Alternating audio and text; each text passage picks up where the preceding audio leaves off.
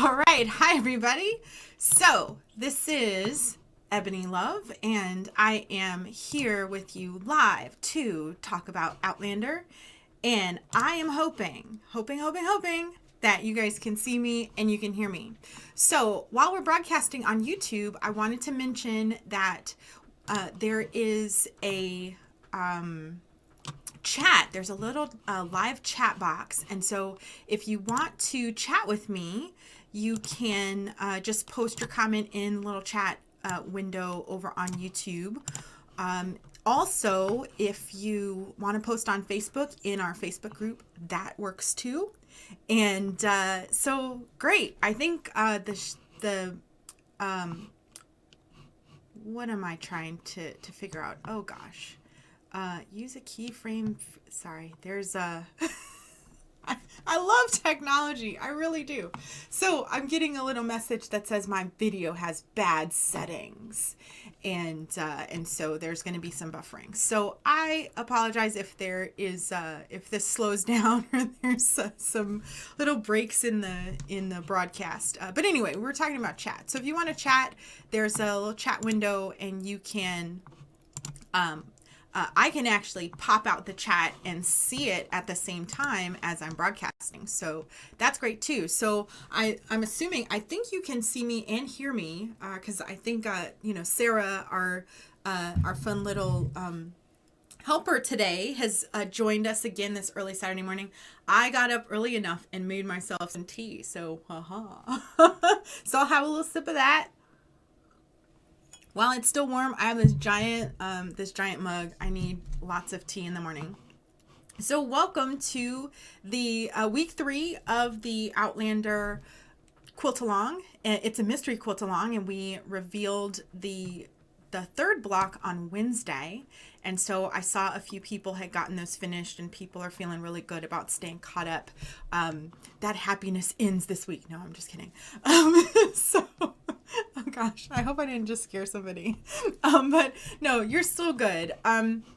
For those of you who are waiting on die cutting kits, we are starting to pack blocks today. They're not all completely cut, but we at least have enough cut that we can start packing the blocks into their little bags and make room for some more things that are coming off the cutter. So this weekend is basically cut, and we're going to cut as much as we can, and hopefully we'll be able to start shipping on Monday or Tuesday. So I'm crossing my fingers that that we can do that. Everybody's healthy again, so Sarah's feeling better. You are feeling better, right? Okay, yeah. So she confirmed she's feeling better. Otherwise, I always tell people, if you're sick, stay home. Even though we work out of my house, so when I'm sick, they still come to work, which probably doesn't make a lot of sense.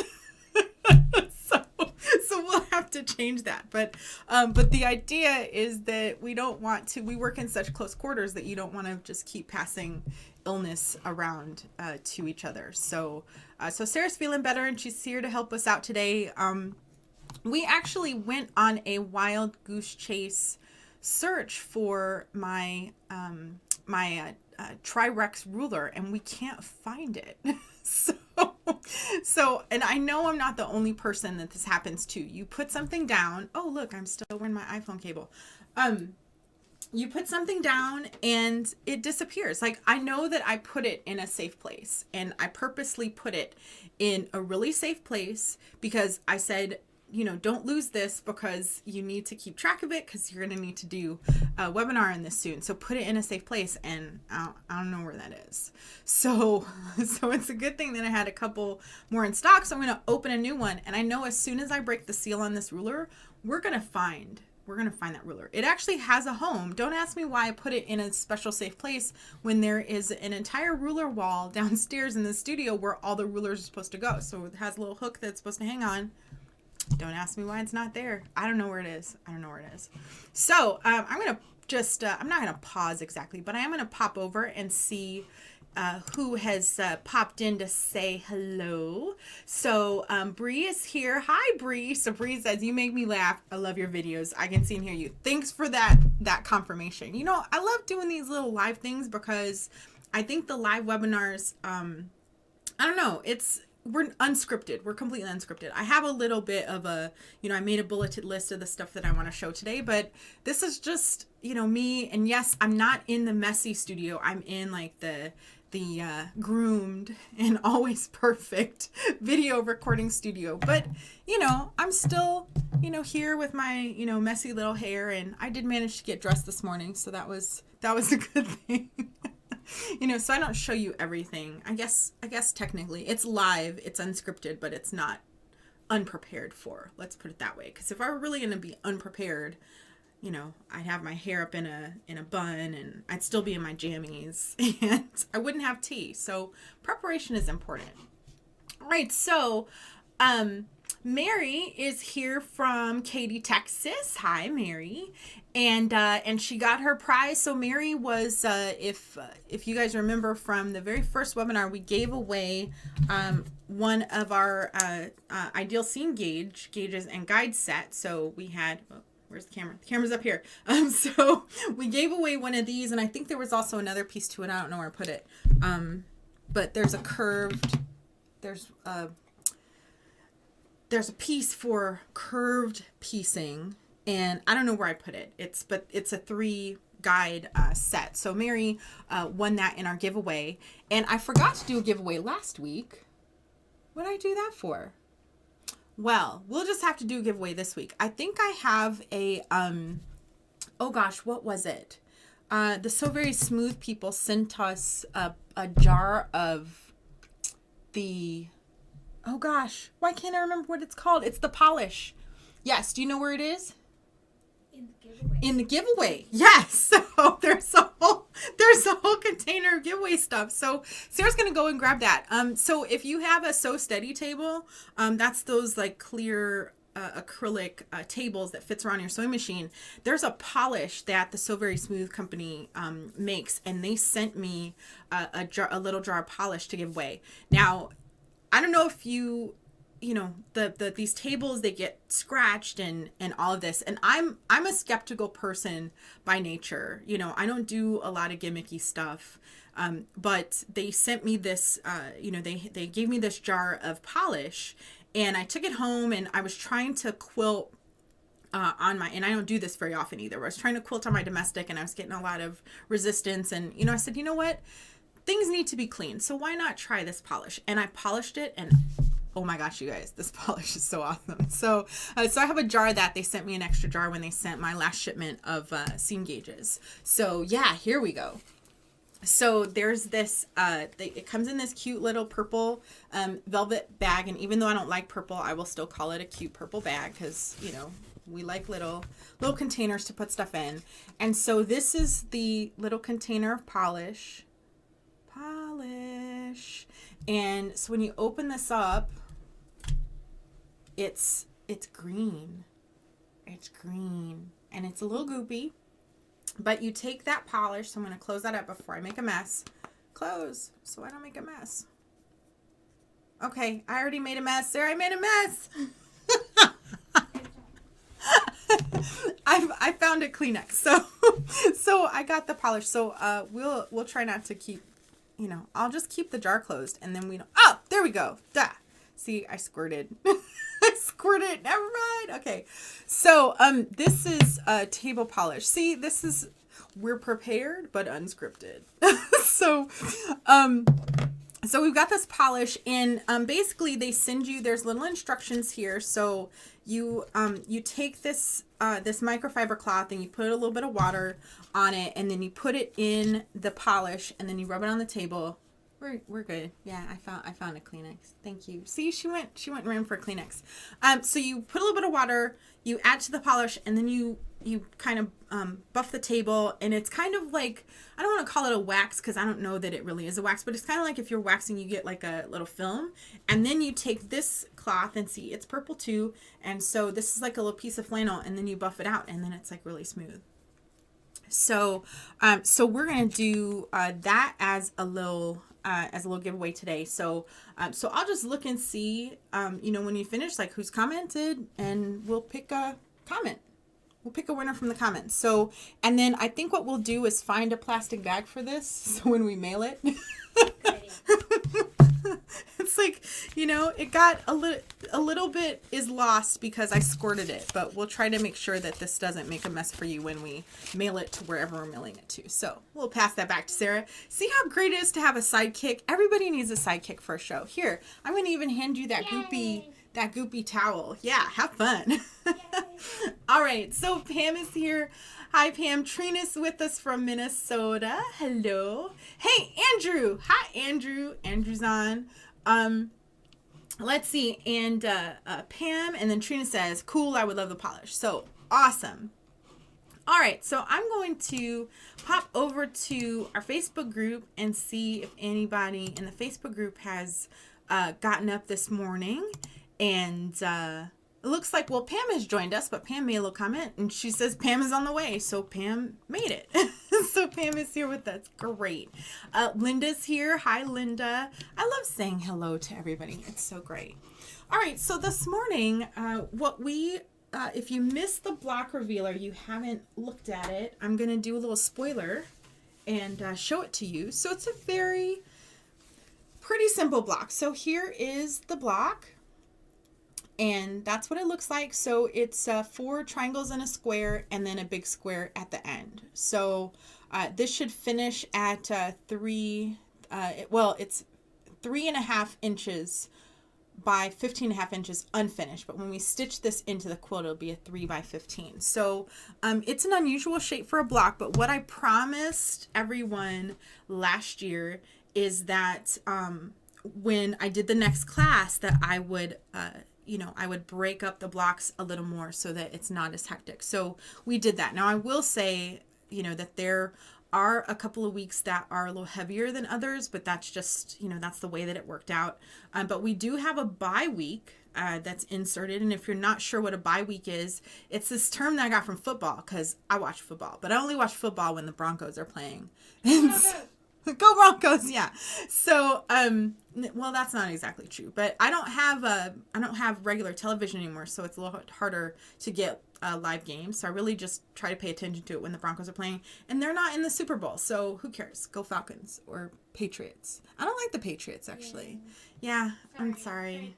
Sorry, I'm not a Patriots fan. I can't. I think it goes back to, what it goes back to, because I was also an Indianapolis Colts fan before. So the awesome thing about being a Colts fan, only when Peyton Manning's playing, is that when the Broncos got Peyton, I was just, so I used to just watch the Colts and the Broncos, but and actually Peyton retired. Yeah. Which is, I felt that way when Elway retired, but it's good when those guys go out on a good note. It's and they open car dealerships. So, best of luck to Peyton in his new car dealership pursuits.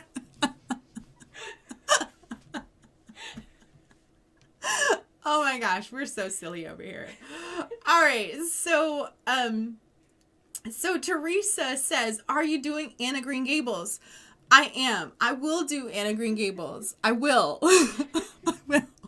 Can I tell you what's going on over here? So we're still die cutting for Road to Scotland, right? We still have backing kits to cut. We've got the lions that have to get, we don't do the cutting here. We actually send it to a laser cutting service, but we have to do the, Sarah, did you know this, that we have to put the adhesive on the back? You mean I have to put the adhesive on the back? So Sarah says, you mean I have to put, yeah, anytime I say we, I mean Sarah. Mm-hmm. So, it's a team effort over here. So we have to put the adhesive on the back of the fabric. The fabric's here, but there's nowhere to put it because we're still die cutting for Outlander. So we've got to do that. And then in the middle of all this, I don't know if you guys follow my other pages, but I'm opening a physical studio in a couple of months. And so I just signed the lease on Thursday. Yeah, sign and lease on Thursday. So we're opening it's about an 1,800 square foot facility, something like that. So we're going to have long arms for rent. We'll have die cutters for rent. We will have sewing machines and classes. And I'm not selling sewing machines. You can borrow our sewing machines. You can take classes and use our sewing machines, but I'm not selling sewing machines. So, so if you want to come and try our equipment, of course, we're going to have, Love Book Studios will be there too. So I'll have, fabric for sale. And so we'll continue to do, to do these quilt alongs, but there's so much going on. So yes, I will do Anna Green Gables. The first thing that I need to do on Monday is actually call Riley Blake and check on the fabric availability. So one of the issues that we had with Outlander and we had a while back with Downton Abbey is that if you don't check on the fabric availability and make sure there's something to order, then by the time you plan the quilt, you end up having to do substitutions and things like that. So I want to make sure that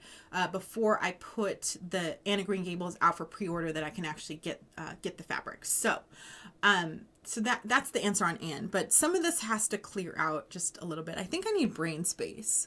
I need brain space for for this because there's just so much going on. But I'm really excited about the studio. And if you're in Illinois or Wisconsin or Iowa, come and visit. I think even Minnesota, Indiana. Yeah, the Indiana folks are pretty close. Yeah, so just come and visit us. That'll be fun.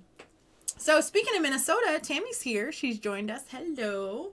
And then Michelle says, I never tried the So Steady table polish. I own 2 tables for different machines. I have 2 tables too, but I don't have enough table space down in my studio downstairs to have both machines set up. But once my physical studio opens, I can move a lot of stuff out that belongs to the business and get my studio back. That'll be really nice. Claire, hi Claire. Claire has joined us all the way from the UK. She said, oh no, she's Steelers and we nearly made it to the Super Bowl, but I agree, not a Patriots fan at all. See, there's stuff we can agree on, people. And that is... We don't like the Patriots. No, we don't like the Patriots. Yeah, we don't like the Patriots. All right. Lane says, hi, Ebony. Love the British invasion behind you. It's the quilt that brought me to you. That is so awesome. I love that. Thank you, Lane. So this quilt, we have the Dowager Countess version of British invasion. And so that's just been up on the wall.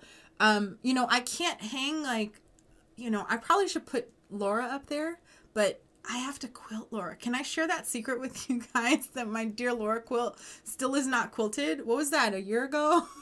Yeah. Oh my God. It's so terrible.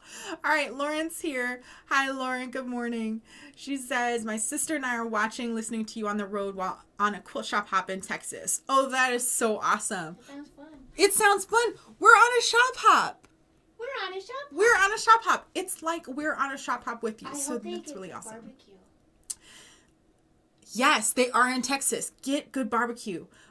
Sarah kidnapped me for our birthday last year. And I say our birthday because it actually is our birthday. Sarah and I share the same birthday, which is kind of a weird, it's weird. It's weird. It is weird. It's weird. It takes a lot to get me out of the house. And so she said she was kidnapping me last year to take me on a shop hop. And I think, was it that morning or the night before that I was like, I'm not going?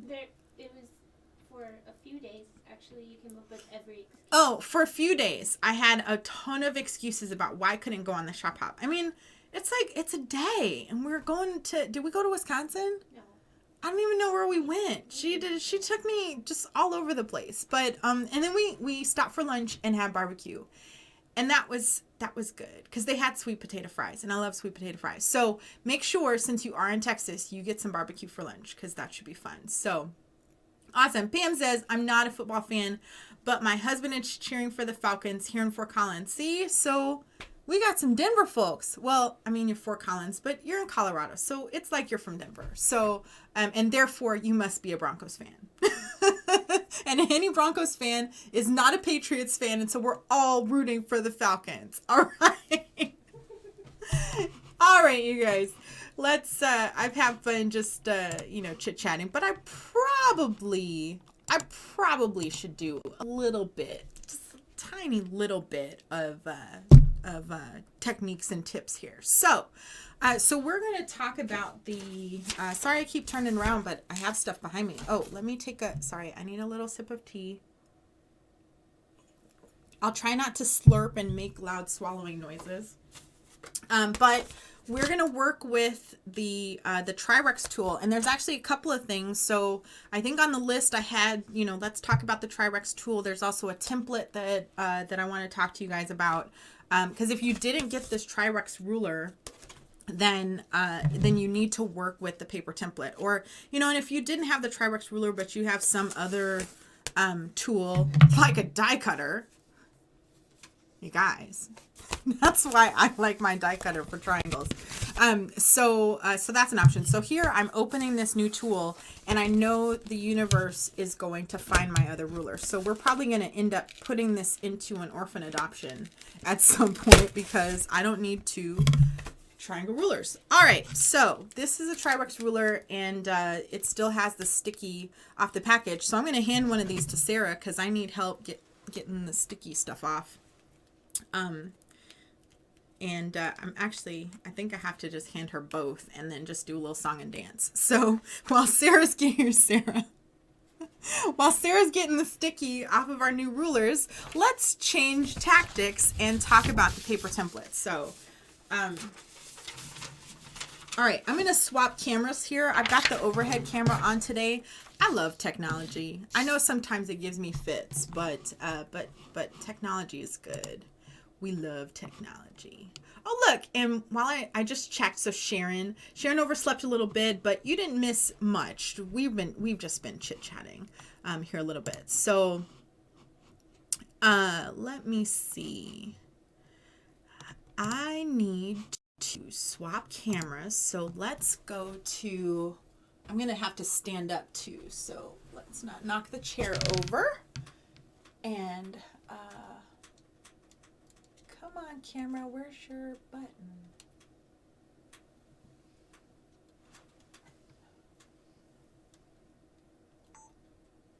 Okay, so that camera's on. So now we're going to swap to the overhead camera. All right, here we go. Sorry, I just got stuck. Oh, Sarah just, she finished taking little plastic thingies off. Okay, so what I wanted to show you guys is the templates. So in the classroom, when you downloaded this pattern, there is a 1-inch scale, and I talked a little bit about this in the announcements. So if you skipped the announcements, shame on you. Read my announcements. But if you go back to the announcements, you will see an announcement that talks about how to set up your PDF printer to make sure that you're printing the templates to the right size. So these templates, if you don't have the ruler, you can use the template. I also have, what I like to use for trimming templates is just this smaller ruler. This is our 1.5 inch by 6.5 inch Creative Grids ruler. That was also something that came in the class kit. So this is one area where you can use this if you're cutting the templates out. So what I'm doing here, if I keep my head out of the way, so I'm actually going to just zoom in a little bit. Sorry for the camera movement. All right, so I'm going to zoom in here. And I also have a rotary cutter here that I've designated for paper only. And sometimes I will swap this blade out, but I basically have designated it for paper only because I don't want to mess up my fabric cutting blade cutting paper. All right, so I'm going to line this up just to the outside of that line and start cutting this template. So I'm cutting out template A out of paper. You could also print this to cardstock and do it that way, just to give you a little bit more, what do you call that? Just a little bit of a thicker cut, and and just a little bit sturdier template. But it's fine to to just do it this way. So I'm cutting kind of the large straight edges, and then what I do is, so this just pops out. So I've cut the straight edges here. So let me, if they meet, that's good. All right. So here's my template cut out. And now I have, sorry, this is why we have to turn off our phone. Who's, who texts me at night? Who texts this early in the morning? Not me. Not me. I don't text this early in the morning. So hang on, let me put my phone on Do Not Disturb because we need to not get disturbed. All right, so Do Not Disturb, turn on. Okay, perfect. So now we won't get disturbed by the phone anymore. All right, so I've got this template here, and now I still have these dog ears here. And what I do is I don't actually align the ruler. I kind of set the edge of my rotary cutter on that, and because it's such a short side, if I just set this on the line and press down, that corner comes off. So I've got a couple more corners here where I can show that to you. So I've got the edge of my blade, and this is why it's, for me it's easier because I have this 60 millimeter blade. But if I just lay it on that edge and stand it up and press down, that edge just comes right off. So that's how I trim kind of these shorter edges. Whenever I'm trimming a template, I just put it on the line and stand my rotary cutter up on it. Okay, and then I've just got a couple more here to do. So there we go. Okay, here we go. All right, so that template is trimmed down. So that's template A.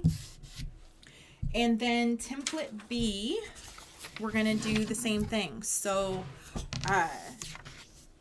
again, aligning this edge, and it's great to use these kind of clear rulers because you can just see what you're doing. So I also like the Creative Grids rulers too because the lines are thin. I know there's other rulers that have really thick lines, and it can be really challenging to be accurate when you have a ruler that has really thick lines on it.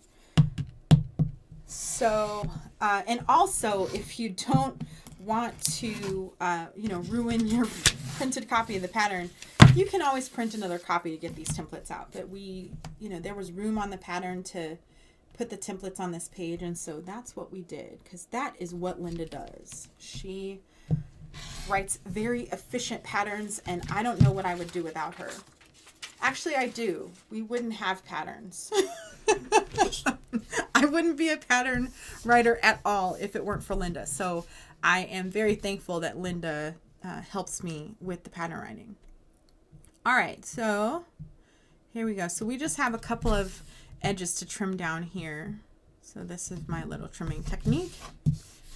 And what's nice about this template too is that, and I'm very happy about, is that Linda she trimmed off the dog ears, which is great because I recommend when working with these half rectangles and these isosceles triangles that we trim off the dog ears, because it just helps with the alignment so much better.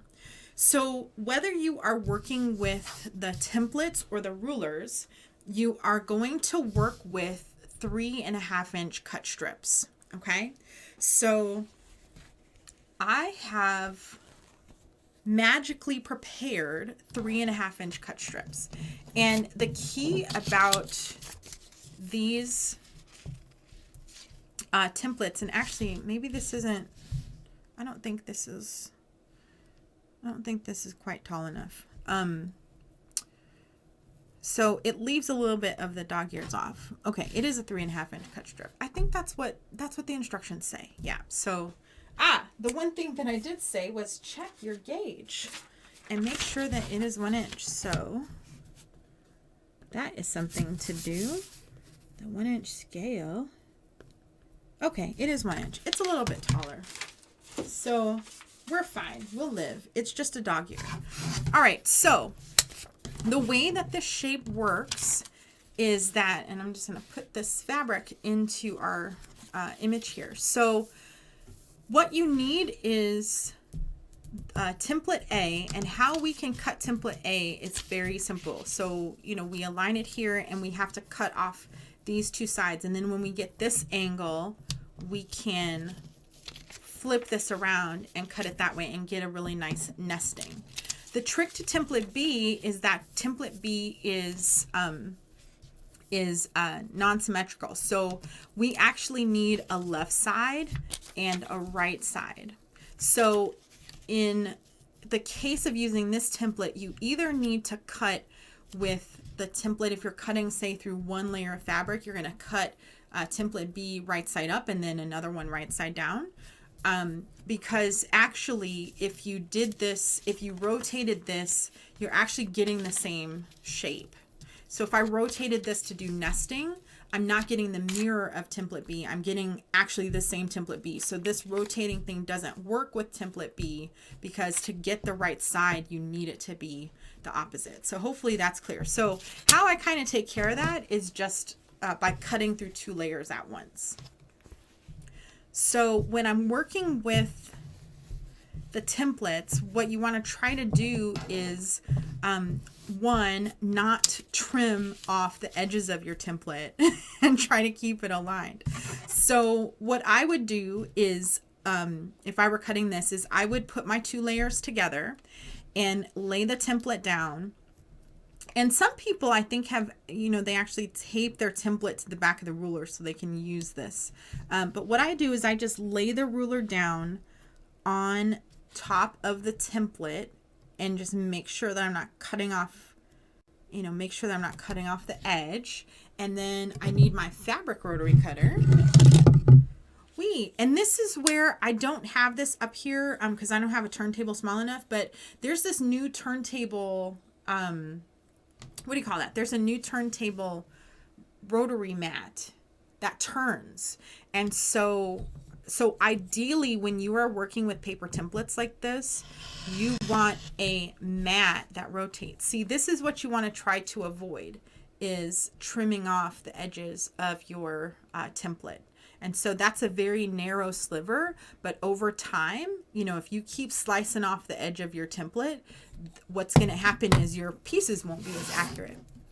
So what's nice about, and I think Sarah had actually showed me, somebody told me about this trick with the Creative Grids rulers, is you're supposed to be able to, because of friction, you can use the ruler to rotate your pieces. But it's really better if you have a rotating mat so that you don't have to move your pieces. All right, so we're going to try this again. And so you can kind of see, like, this is great. Like, if you're in, like, if you don't want to just have a bunch of templates, see, I did it again, sliced off a little bit of my template. So this is why it's great to have rulers. So you can kind of see how fussy this can be if I'm trying to keep my pieces accurate and, not shave things down. So to trim the dog ears, I use that same trick for trimming the dog ears as I did for the paper template, which is just to line up the rotary cutter on the edge and lift it up and press down to get those corners. So I'm going to do that all the way around the template. And yes, I'm even going to trim this top part. There we go. And so that is trimmed. So that is how I get my pieces for the center. And then for the edge, this actually isn't the fabric for the outside, the triangle and a square. You need cream. And this, oh, you know what? I think I must not have grabbed, this is not a 3.5 inch strip. This is a scrap. That looks like a 3.5 inch strip. Yeah, this is actually not a 3.5 inch strip. I don't know what this is. This is, so just bear with me. At some point on this, it is actually 3.5 inches. So we're going to pretend that this is actually a full 3.5 inch strip. And I have to find my template. Hang on. Wait. Okay, there it is. All right. So I've got this fabric. And so if I have straight edges, so assuming these are straight edges, I can make this my first cut. And again, you want to be careful not to trim off the edges of your template. So let's see if we can accomplish that this time and not make my template smaller. Look, I did it. Okay. So so that's one way, and then trimming off the dog ears like so. Okay. And doing that again at the top. Here we go. So by cutting these with wrong sides together, I actually do get a left and a right piece. And sorry, I didn't see that I was off that I cut that outside of the camera range. So I'll do a second cut, but by laying that fabric right sides together, I get a left and a right hand piece. Okay. And so if I do the same thing now with template B, I can rotate this around. And so now I just have one cut to make. So again, I will align my ruler on the outside here and try not to slice off. I think I'm going to end up slicing off a little edge of my template here.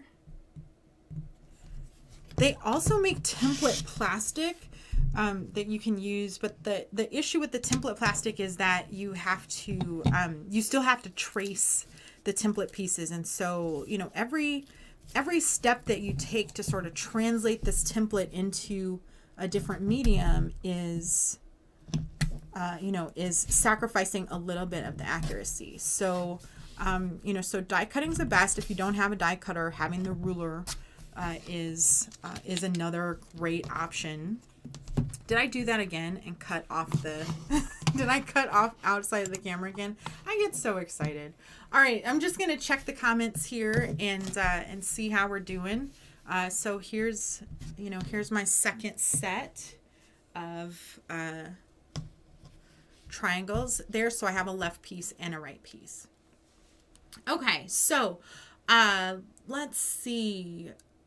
Michelle says, creative grids are the best rulers I've ever used. Have tried others and got rid of those. You know, that's something that, you know, creative grids rulers tend to be just, they're a little pricier than other rotary rulers. But I too am actually slowly replacing my ruler collection with creative grids. And one of the things that you know, a couple of sewing teachers or quilting teachers recommend is that whatever ruler brand you use, try to keep it consistent. Because if you look at my ruler wall, I've got rulers from every company that makes them. I've got OmniGrid, I've got Creative Grids, I've got Dritz, I've got even private template makers. I even have templates, you know, out there, like when I can't find what I'm looking for, like we did the orange peel ruler because I couldn't find a template that had the size that I wanted. So, and let me just, I'll switch the camera since I'm chatting now.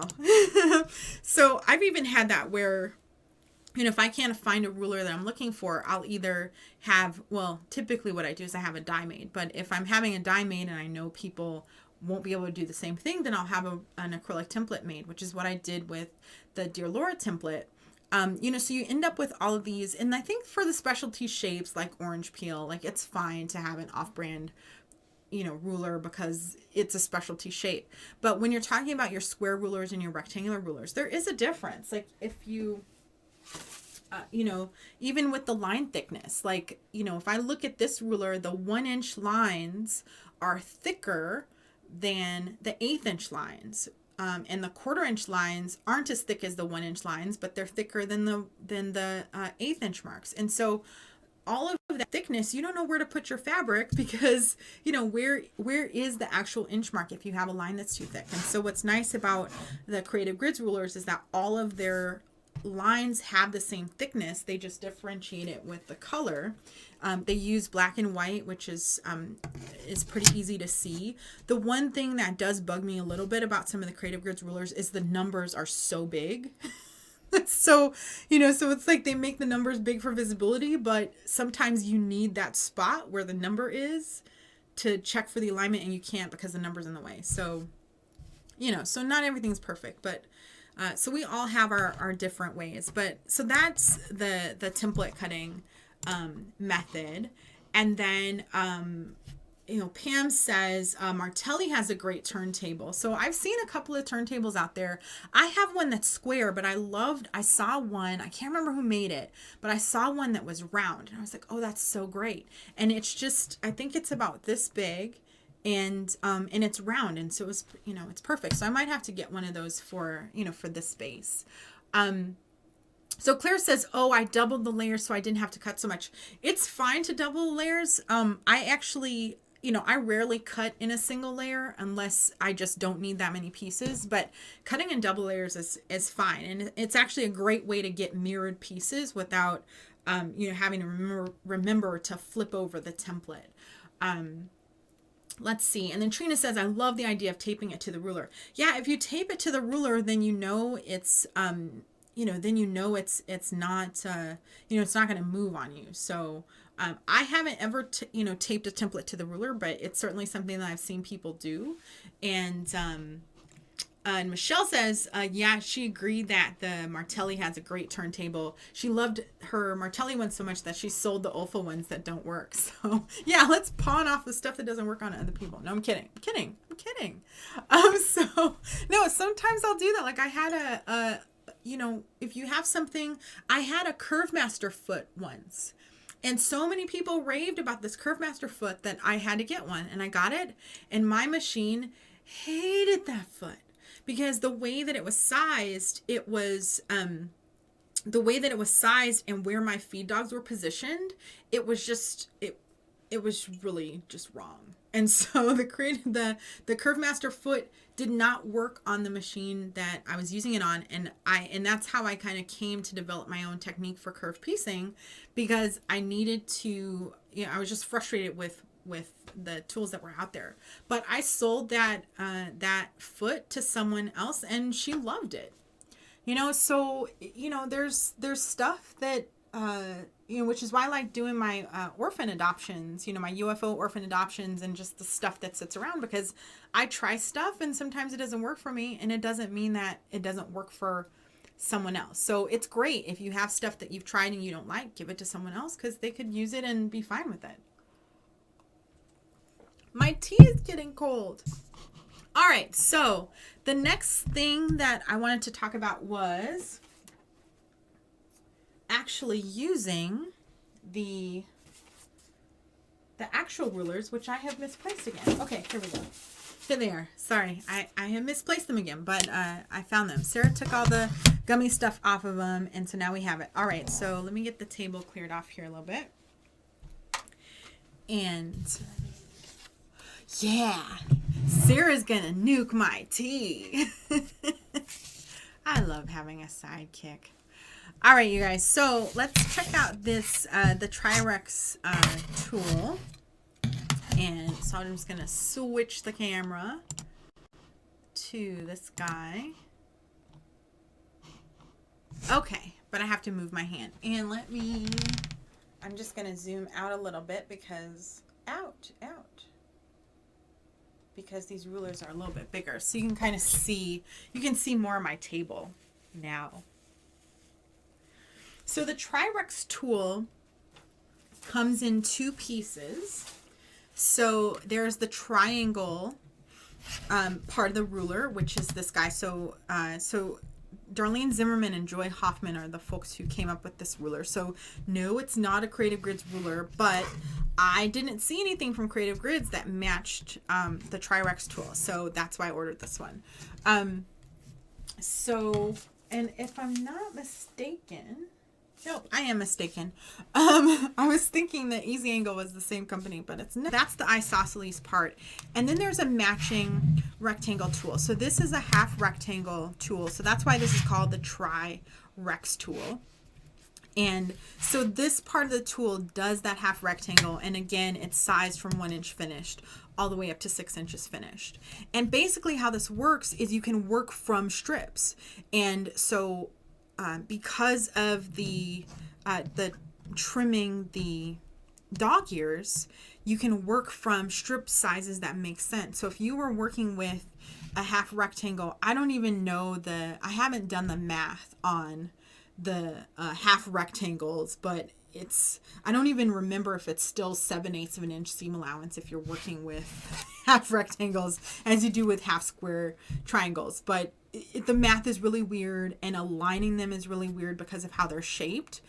So it's really great to either have the template or have a ruler to do this. And the way that this works is if you want a 3-inch finished triangle in a square block, which is what we're working with, you start with 3.5-inch strips. So you just add a regular seam allowance because we're not working with the dog ears. So no matter which method you're using, so whether you were planning to use the template method or, you know, this method, you're cutting the same size strip, which is 3.5 inches. Now, if you are die cutting, I believe you actually need to cut 4-inch strips because you need that space for covering the shape. But basically how this works is, and I'll move this and then I'll zoom in. Which way to zoom in? There we go.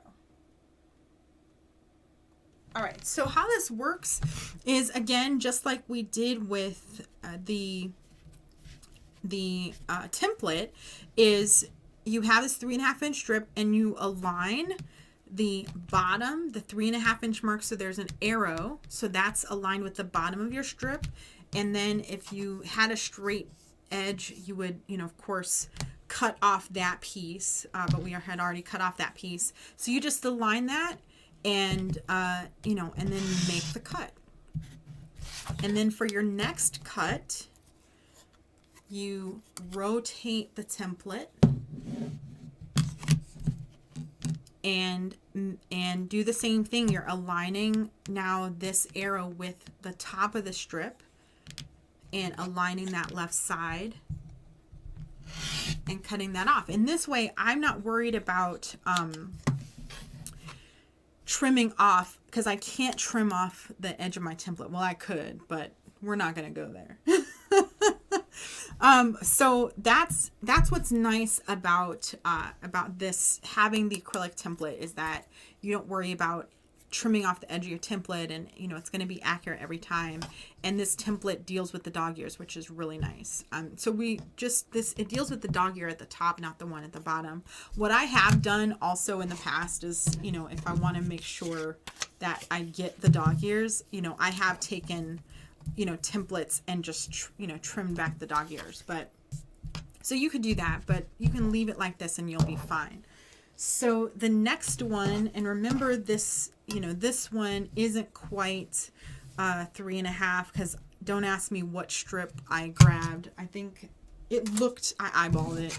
I think I eyeballed it, and it looked like it was 3.5 inches. So you might want to be a little bit more accurate than me.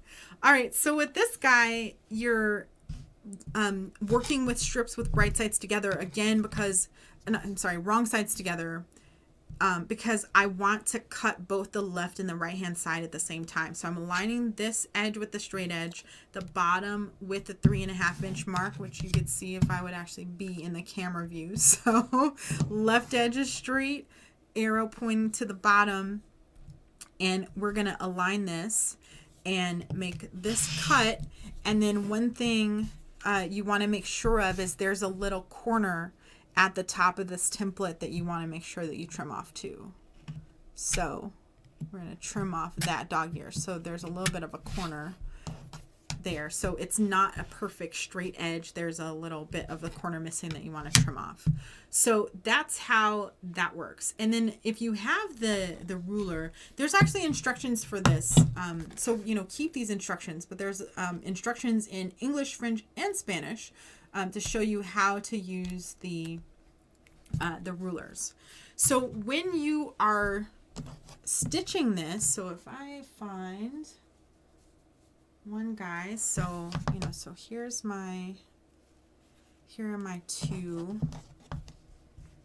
you know, so when I'm stitching this, the great thing about trimming off this dog ear is it's telling you how to align these. So on the picture, it's showing you how to align these pieces.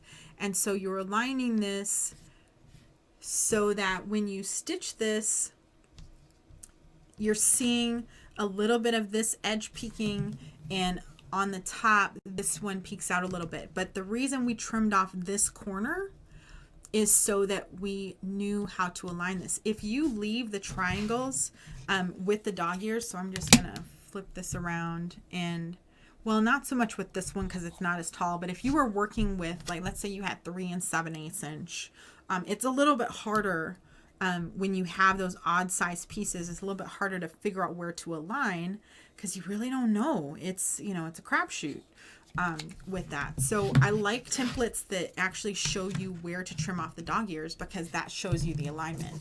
And I can even show you that on the paper templates here because, of course, I don't remember. I don't know where I put the other ones, but if you do the same thing with the paper templates, you know, the dog ear trimming shows you where to align the pieces. So that's why I like trimming off dog ears, because then it's not a question of how you align these pieces. And then there is, of course, and I say of course, and I don't know where I put them. I had a stack of die cut triangles that are probably still downstairs somewhere. I thought I brought them upstairs with me, but apparently I did not. I don't know where I put them. Yeah, it was there. It's red. It was like two or three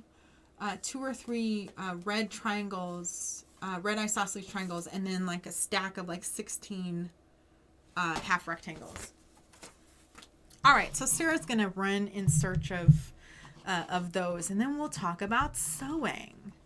All right, so in the meantime, I'm gonna switch back to the main camera, and then I'm gonna pop over to the chat and just see who's with the, if there's any questions. All right, Chris says minions. Hi, Chris.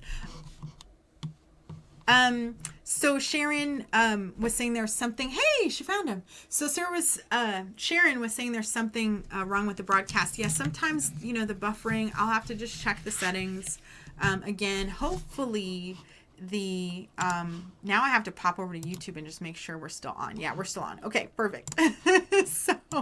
so yeah, sometimes the the bandwidth just isn't. We're trying to stay live. I think I need to call AT&T and say, hey, do you have any more bandwidth I can buy from you?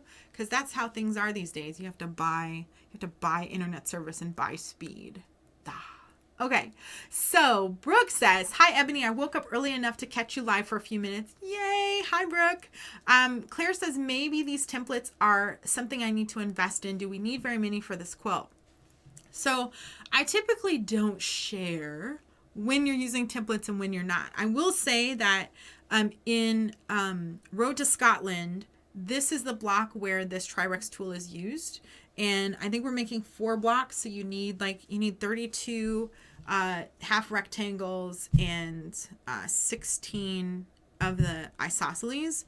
But it will come up again in Anna Green Gables. So so that's something I did, with the Dear Laura template. I used it across two quilts. I may bring it back because we love Anna Green Gables, and I actually love that orange peel shape. But I actually have some other quilts that are coming up that use that orange peel shape and use this Tri-Rex tool. So I like having this template. It's not something, obviously I don't use it in every quilt because I have dies, but it is something, that is nice to have. And then, so yeah, Claire, you don't need very many of them for this quilt. So it just depends, you can cut. Some people think 32 is too much to cut by hands, or to cut by a template. What I will say is that if you're going to cut them by hand, you might want to just print off a couple of copies of the template just in case you shave, if you keep shaving off pieces of your template as you cut, it's going to get less and less accurate. So Catherine says, yes, got to the chat feature. I really like this. And I will be die cutting it this weekend. Fantastic. And she says, I like the block. And Pam says, totally off subject, love your nails. Are they gels? So So I'll show my nails here to the camera. So I have this one, oh, wrong hand. Okay, so I have this one nail that's sparkly. So I was filming in Colorado a couple of weeks ago for a QNN TV show called Quilt Remix, and that'll be airing in April. So you'll get to see one of my secret sewing projects there if you subscribe to QNN TV. And whenever you do television or videos, like they want you to have neutral nails. So you're either supposed to paint them, like you need to get them manicured, because I've done videos with my hands not manicured, and now I never do that anymore because I've seen my hands and they're not pretty unless the nails are done. So they want you to have like a neutral nail. So you either use like a nude polish or, a French manicure is acceptable. So I did the French, and then when I went to see my manicurist last week, I said, I need glitter. so we did glitter on one nail in case I need to go back to standard French, then we don't have to kind of take all the nails down. But yes, they are gels. So they're not acrylics, but I keep my nails done. And here's the thing, because I do videos every week, you guys, my manicures are tax deductible. That's it's a business expense, you guys. It's, if you've seen my videos with my nails not done, you would agree that this is a great investment and that I should get a business deduction because my nails look so much better when they're done. Anyway, so Karen says good morning. Hi, Karen. Janet says hi, everyone. Claire says, okay, I've already made my blocks. I'll have to look around here for some. Yeah, see, you were fine. You were fine, and now you don't have to worry about it. But I like the ruler, so if you find it, hang on to it. And Chris says, the more I use the Tri-Rex, the more I love it. It's, it's handy. You don't even have to just use it for this quilt. And I love, like, do the 6-inch finish. Like, that's a great size. I love making larger blocks. All right, so Sarah found our die cut ones. So just in the last few minutes, we're going to switch over to the our handy dandy sewing machine. And we've got the featherweight up. So of course, I need to install, come here, microphone. So I need to install my my seam guide again, because I keep taking it off, and I'm setting up for a scant 1/4 inch because I'm dealing with triangles, and that's just my general rule, is to stitch scant, because I can always trim, I can always square up a block, but if it stitches out too small, then I am out of luck. So just setting up my featherweight for my scant 1/4 inch seam. And you can see I've been, I haven't been up here since we were here last week, so I still have block 2 that I'm working on. All right, so here are the die cut triangles, and the die cut triangles just have all of the edges dog-eared. So it dog-ears a little bit different from the templates, but the edges are dog-eared. And so, like I said, what's great about having the dog ears is that you know how to align them. So I'm going to flip this over. All right, camera, I'm going to need you to focus. Focus. Okay, it's an autofocus camera, so I know that was a little bit weird, but I had to make it, I had to force it to focus.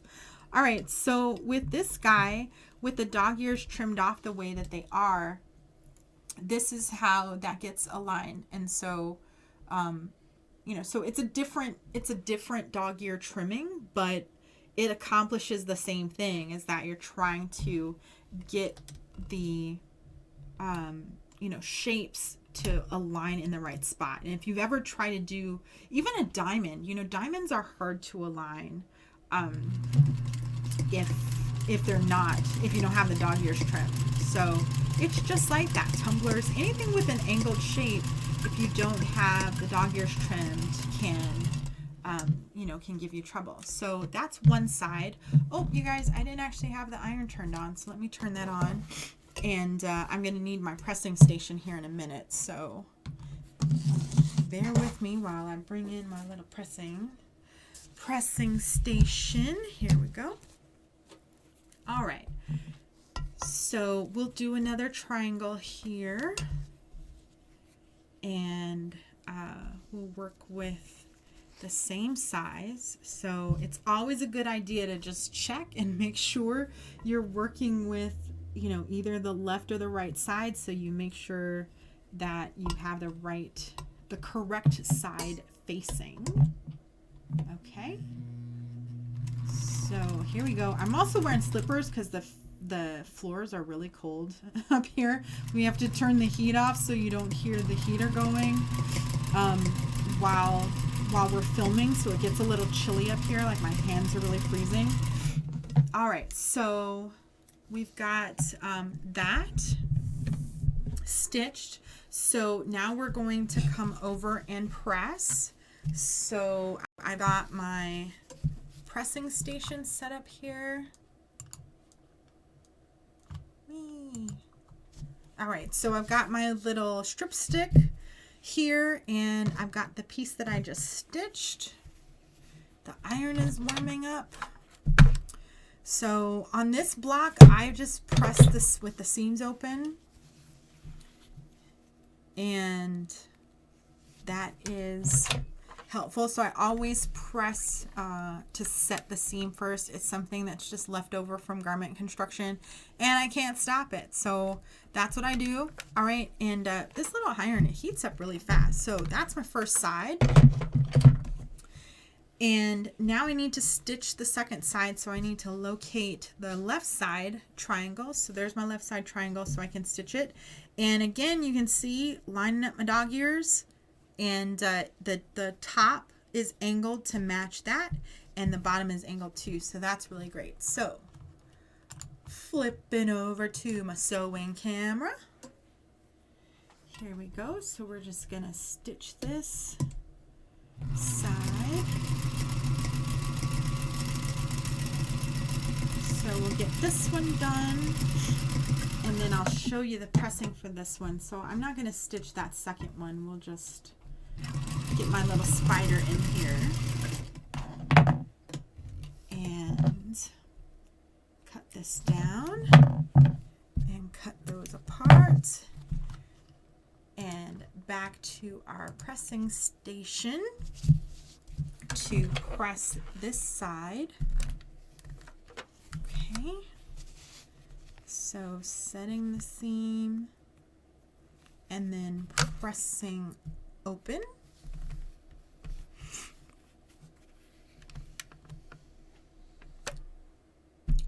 You get that nice and flat. All right. So there we are with our piece. And one thing that I want to point out, because this is something that if you're new to quilting, or you're new to sewing patterns, I want to point this out in the drawing. And I will switch to the overhead camera here. But one thing that you want to sort of note is that when the illustrations are drawn, and we'll go to this illustration. When the illustrations are drawn, they're not drawn showing you the seam allowance. So if you check out like your magazine, I've only seen one magazine show the seam allowance in their illustrations, but most magazines do not show the seam allowance in their illustration. So anytime that you're stitching, you're not trying to get this to look exactly like the illustration, because what you're seeing here is this is what the shape looks like when it is finished into the quilt, right? This will be right next to the edge and right at the point. So we don't show you the extra seam allowance. And even when you look at this image, it's showing you with the seams pressed. And in this case, Linda, she illustrated this with seams pressed to the side. I press them open. It's fine. It's not a big deal. I do it both ways. But she shows with the seams pressed to the side. But if you look at the top and the sides, you're not seeing the actual seam allowance. So just be mindful of that when you are looking at quilt patterns and looking at illustrations, do not trim off your seam allowance to make it look like the picture. Okay. So just keep that in mind when you are looking at sewing patterns or quilting patterns, so the seam allowance isn't shown.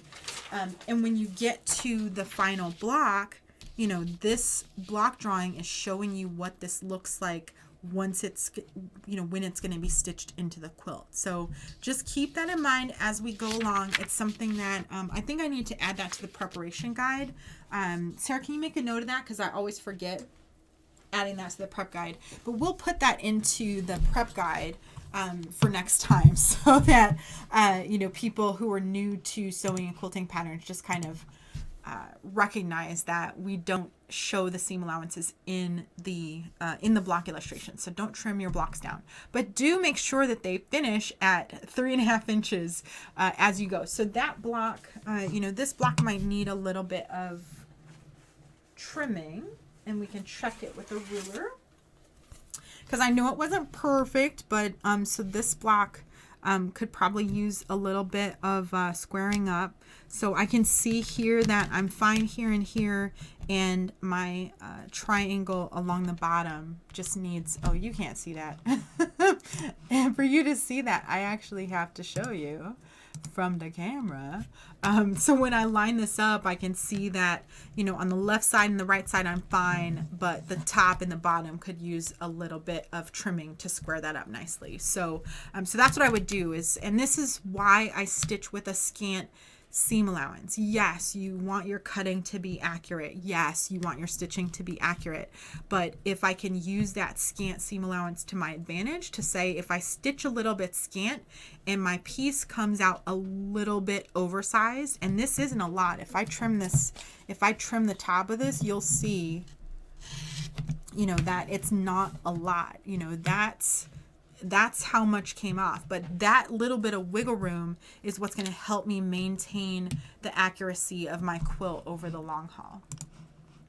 All right, so I'm going to just check one more time for questions, because we are running about 10 minutes over. Let's see.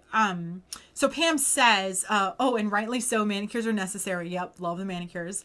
Claire asked if there's a webinar next week. Let me check the schedule, because I know there's not a webinar every single week. I just need to check the schedule, because I actually did a webinar last week and it wasn't on the schedule. So let me just double check the schedule to see if we have a webinar, and because I need to see, actually I think we do have a webinar, because there's actually a new skill I need to teach you next week. So yes, there is a webinar next weekend. Bree says, off the subject, can I still order Rooms of the Abbey mystery quilt even though it's from last year? I see it on your website. Yeah, absolutely, Bree.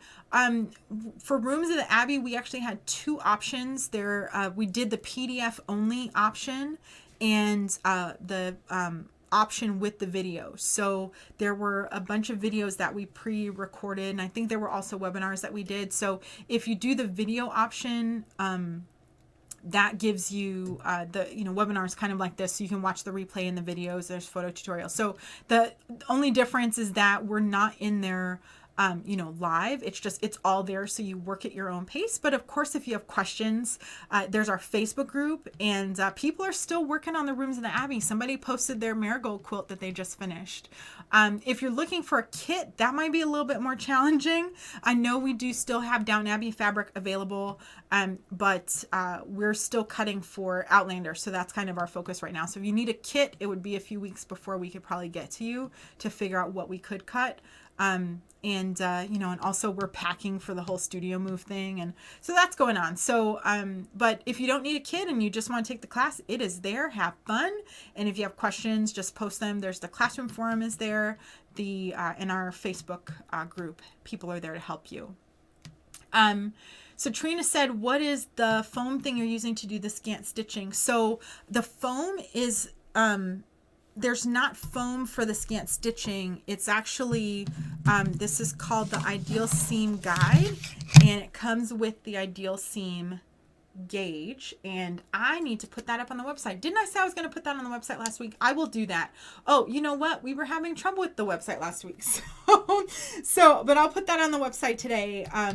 The ideal seam guide and the gauge. And this is just, helping to get your ruler and everything in the right place. And I love this for my featherweight because, that way I don't have to keep changing the feet out to try to find, the scant quarter inch or the quarter inch. So, Janet asked, what's the purpose of the spider? So the spider, what I do is it's just so that I can keep chain piecing.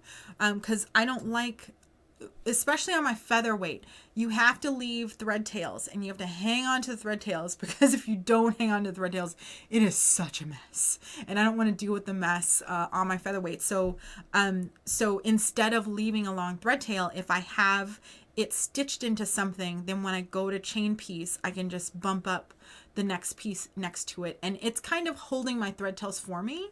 So that's how I use the spider. It's just an extra piece. Some people, I know Bonnie Hunter does, she chain pieces other projects in line. So that's another idea, is to, instead of using a spider, just stitch another piece that you're not working with.